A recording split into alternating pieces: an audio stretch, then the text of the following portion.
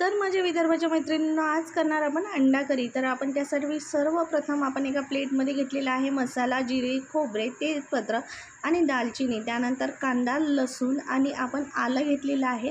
ते सर्व आपण एका कढईमध्ये टाकून ते चांगल्या प्रकारे ब्राऊन होईपर्यंत भाजून घ्यायचं आहे, जेणेकरून आपला जो मसाला आहे तो अतिशय चांगल्या प्रकारे आपल्याला रंग देईल। आणि चांगला भाजून घेतल्यानंतर ते आपण मिक्सरच्या भांड्यामध्ये टाकून छान प्रकारे वाटून घ्यायचं आहे, बारीक वाटण घालायचं आहे, जेणेकरून आपल्या रस्स्याला चांगली टेस्ट येईल। त्यानंतर आपण एका कढईमध्ये जो मसाला आपण घेतलेला होता खडे मसाला, तो सर्व खडे मसाला आपण ॲड केलेला आहे।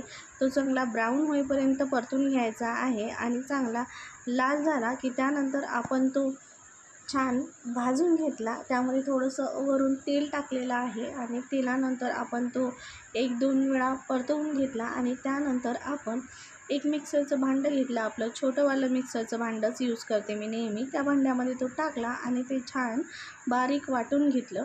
त्यानंतर कढईमध्ये तेल टाकलं, कढईमध्ये तेल मी 3 पळ्या टाकलेला आहे, जेणेकरून आपल्या भाजीला जो आहे तर्री छान येईल। माझ्या हस्बंडला तर्रीची भाजी खूप जास्त आवडते, म्हणून मी तेलाचा वापर करते, तसं तेल खायला नको। त्यानंतर आपण त्याच्यामध्ये टाकलेला आहे आपण बारीक वाटण केलेला आपला कांद्याची जी पेस्ट होती, कांदा, लसूण आणि आल्याची पेस्ट, ती आपण सर्वप्रथम टाकलेली आहे आणि ती छान आपण तेलामध्ये होऊ द्यायची आहे। 5 ते 10 मिनटं आपण ती आधी होऊ द्यायची आहे। त्यानंतर आपण जो खडे मसाला घेतलेला होता तो खडे मसाला आपण त्या ग्रेव्हीमध्ये टाकायचा आहे।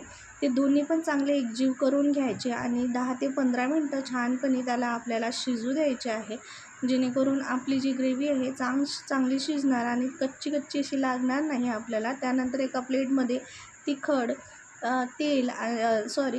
हळद आणि मसाला काढून घेतलेला आहे, तो की आपल्याला आपल्या ग्रेव्ही जी आपली शिजत आहे त्याच्यामध्ये आपल्याला टाकायचा आहे। ही तयारी मी आधीच करते की आपण नंतर वेळेवर आपली तारांबळ उडायला नको, म्हणून आपण प्रमाणानुसार जे आहे आपलं तिखट, हळद आणि मसाला जो काढलेला आहे, मसाला तसा खडेच यूज केलेला जास्त आहे, पण तरी पण टेस्टसाठी थोडासा मसाला यूज केला आहे मी, तो पण ॲड केला आणि त्यानंतर आपल्या ग्रेव्हीमध्ये तो टाकला आणि चांगलं एकजीव करून घेतलं। 5 ते 10 मिनटं एकजीव करून घेतला आणि त्यानंतर माझ्या कढईवरती मी झाकून ठेवून दिलं आणि झाकून ठेवल्यानंतर 5 ते 10 मिनटं छान ग्रेव्ही झाली की त्याच्यामध्ये एका बाजूने मी काय केलं की एका भांड्यामध्ये पाणी जे आहे ते पाणी गरम करायला ठेवून दिलेलं आहे।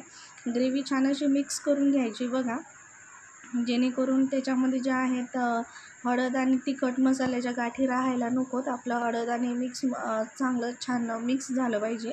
त्यानंतर आपली ग्रेव्ही चांगली शिजून झाली बघा 5 ते 10 मिनटं। मी त्याच्यामध्ये आता कोथिंबीर ॲड करून टाकलेला आहे, बघा किती छान रंग दिसतोय आपल्या भाजीचा।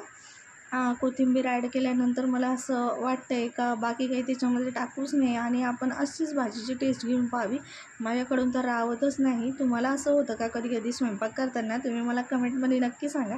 हे बघा मी एक भांडं घेतलं आणि त्या भांड्यामध्ये आता पाणी घेतलेलं आहे, त्या पाण्याला पण छान उकळी आलेली आहे आणि कडक पाणी जे आहे ते नेहमी आपल्या ग्रेव्हीमध्ये मी ॲड करते, कारण कडक पाण्यामुळे काय होतं, पाणी गरम करून घेतलं म्हणजे आपल्या भाजीचा जो रंग आहे तो रंग जात नाही आणि आपल्या भाजीची टेस्टसुद्धा छान राहते, मसाल्यांची टेस्टसुद्धा ॲज इट इज राहते, त्याच्यामुळे आपल्या भाजीला छान चव येते। तर नेहमी माझ्या मैत्रिणींना सांगणं हेच राहील की भाजीमध्ये जे आहे आळशीपणा न करता थोडं का होईना साईडनं गरम पाणी करावं आणि ते टाकावं।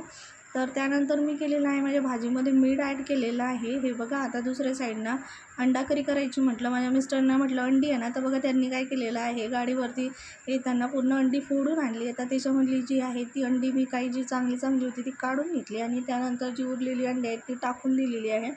चांगली अंडी काढून घेतल्यानंतर ती बॉईल करून घेतली, बघा माझी अंडी बॉईल झालेली आहे आणि त्यानंतर आता प्लेटिंगची तयारी आहे। तर मैत्रिणींनो, मी आधी एका प्लेटमध्ये छान माझ्या आवडीची प्लेट आहे बघा, त्याच्यामध्ये मी छान माझी अंडी जी आहे ती टाकलेली आहे, दोन्ही अंडी टाकलेली आहे, छान त्यांना कट करून घेतलेला आहे आणि त्यानंतर त्याच्यावरती ग्रेव्ही टाकलेली आहे।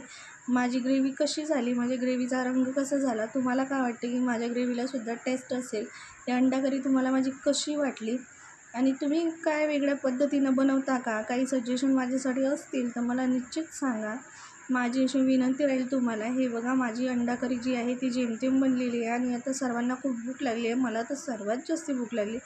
तर ही आपली